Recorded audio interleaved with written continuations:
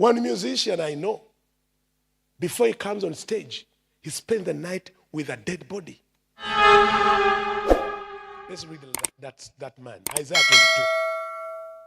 22. Isaiah 22. Are you there?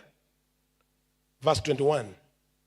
And I'll clothe him with your robe, and will bind your sash on him, and will commit your authority to his hand. And he shall be a father to the inhabitants of Jerusalem and to the house of Judah.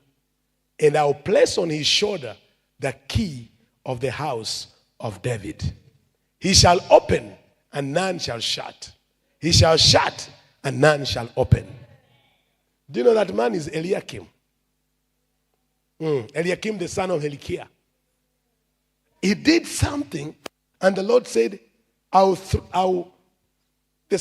it says, and I will fasten him like a peg in a secure place, and I will become a throne of honor to his father's house.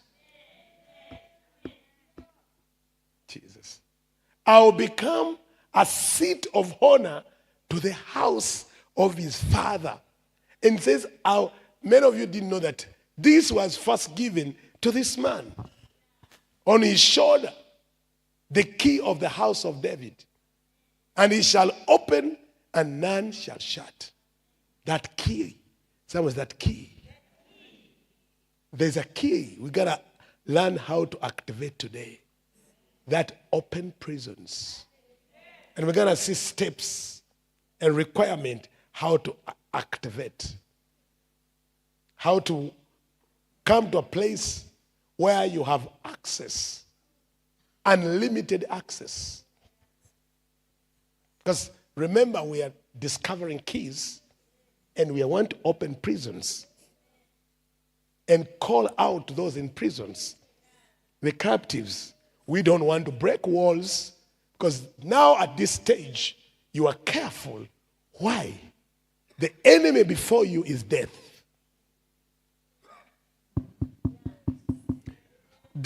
What you are facing is not the demon of headache. What you are facing is not the spirit of no shots. You are facing the principal spirit in the kingdom of darkness, which is death. Death. The war against death. The war against death. That's why Paul knew about death. You must deal with it legally. That's why he says in Romans 8:2, the law of the Spirit of life in Christ Jesus has set me free from the law of sin and death. You know, when it comes to issues of death, it must be legal. You must know what you're doing. You must have the right to deal with it. To deal with it. Oh God. When you're dealing with prisons, before you tamper with the gates of death, ask the Lord for a divine restraining order. Before you know what to do. Why? Many have gone in battle and just opened things. They return home. There is more death. Before you go, and I always say, when you come to releasing captives, first seek a restraining order. Tell the Lord to restrain any further attack until you've dealt with this. Ask the Lord to restrain any attack, to stop any attack, because you are dealing with his enemy, which is death. By the way, listen to what I'm going to say. This is very important. When you start to deal with the issue of death, releasing one is releasing many.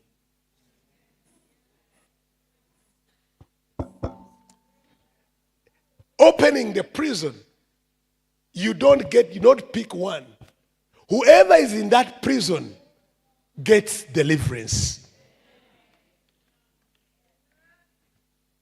Do you get me? There are times one person is delivered and it's the deliverance of the whole family. Just one. One man is set free and the entire community is set free. You get me? So just know that the enemy is not only looking at the one you try to set free. He is saying there are thousands in this prison you are trying to open.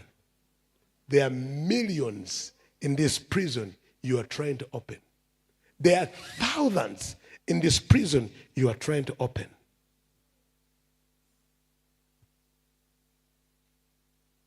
Are you getting me?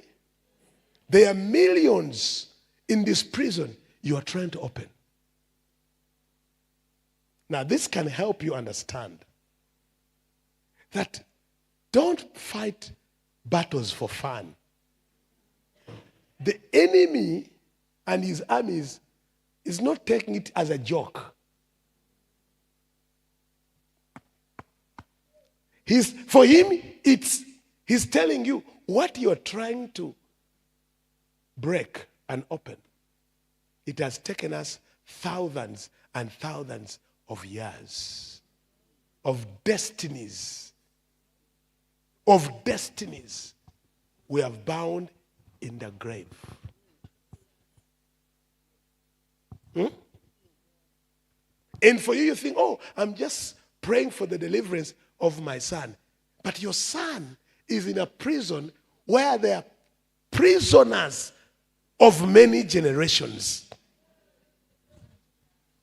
Prisoners of many generations. Generations even to come. In that prison, there are prisoners who will never marry, who will never have children. They're in that prison where your child is. Oh my God. Am I talking to somebody?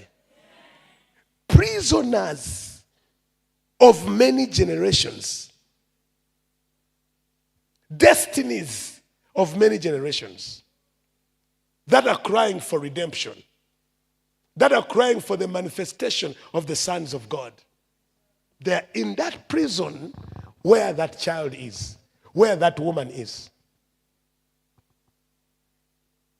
Are you getting me? So the one who has kept them in prison, don't think he's going to take your assault lightly. No. Don't think he's going to say, oh, okay, sorry. James, who are you looking for? Okay, Joseph, take him. No. He's going to say, you've come for this one? You've come for everyone here. Thousands of years of prisoners. They are here. You've come for one? Okay, are you ready for this? Are you ready for the war? Do you have right? Has it been sanctioned? Do you have the legal right? Are you standing the right character? Are you blameless? Can you stand before me? Has God sent you?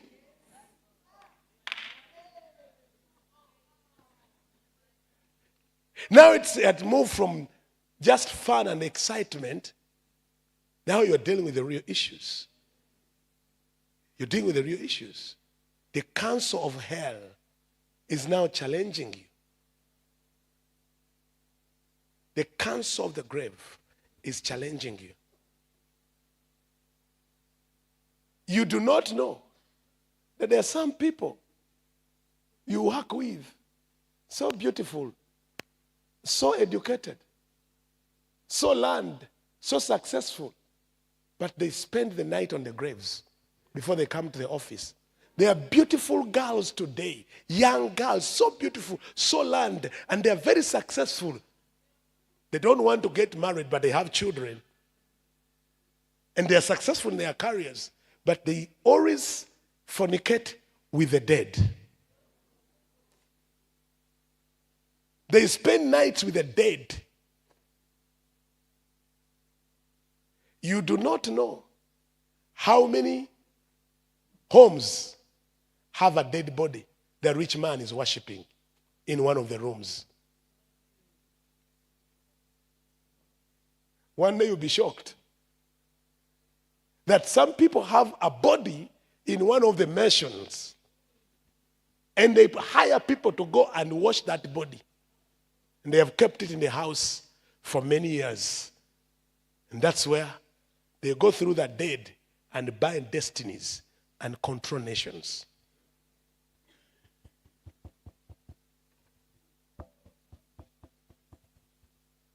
Some of these girls that want free money. Someone comes with a Porsche car and say, can I take you out? Sit in my Range Rover. They go out. After outing, say, let me go home. Let's go home. And the rich then say, okay, go in that room, clean that body, and never say it. You ask those girls, they tell you what they've gone through. Who want cheap things? They want good things, but they don't want to work. Some of your daughters, they never tell you what they went through. Someone tells them, oh, you have to wash this body and never tell anybody. And I'm buying you a Mercedes-Benz.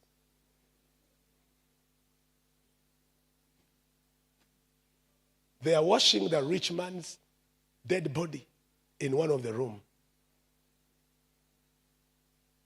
Now you need to know this, how the grave is at work. If they don't know God, their wealth is tied to a grave. That's why they have constructed a room in one of their houses and they have a grave in that room where they put a mat and sleep every night on a grave. Then tomorrow they come in a meeting.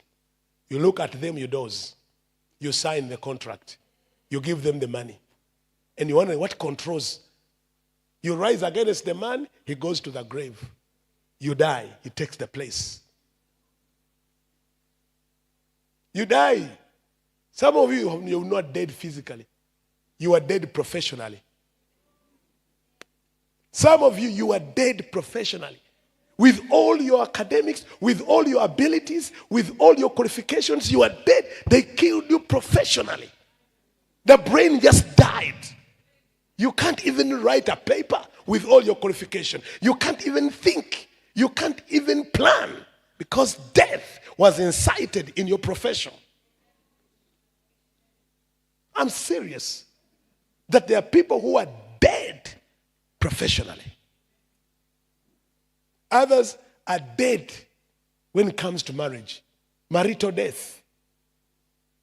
I've seen people that are saying, husband and wife, for 10 years, they can't see each other, but they are married. They're in the same house. They're in the same bed. For 10 years, nothing. The marriage is dead, but they have the ring. Because one of them is married to a dead body. One of them, the partner, one of the man or the woman, has a relationship with a dead body, not a spirit, a physical body. That they go and fornicate with a dead body. That's a covenant they've made. It's unfortunate that the church thinks these are just stories made up until one day you say, what's going on? One musician I know, before he comes on stage, he spends the night with a dead body. Before he comes on stage the next day.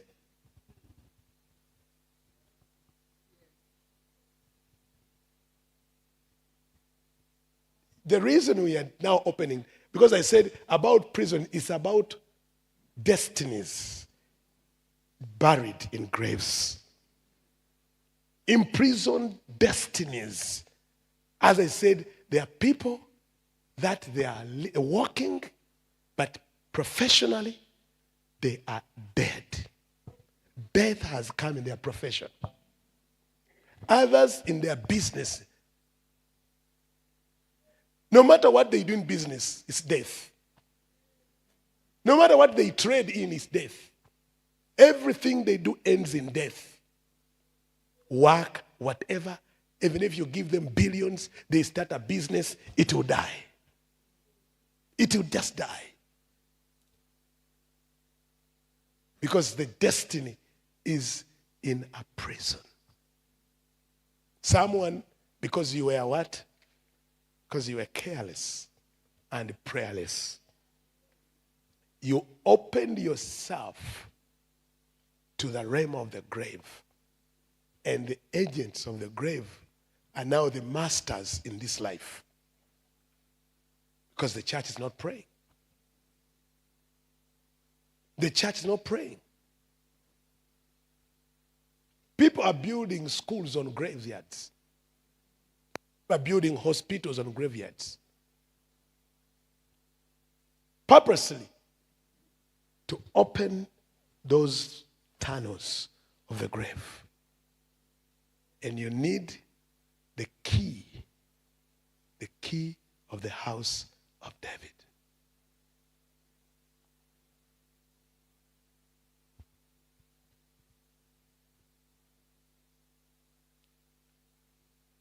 Are we ready to pray?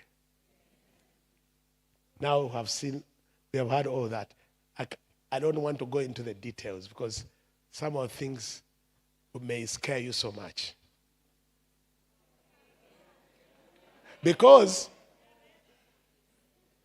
the world we are living in this season and time, calls for you to be careful and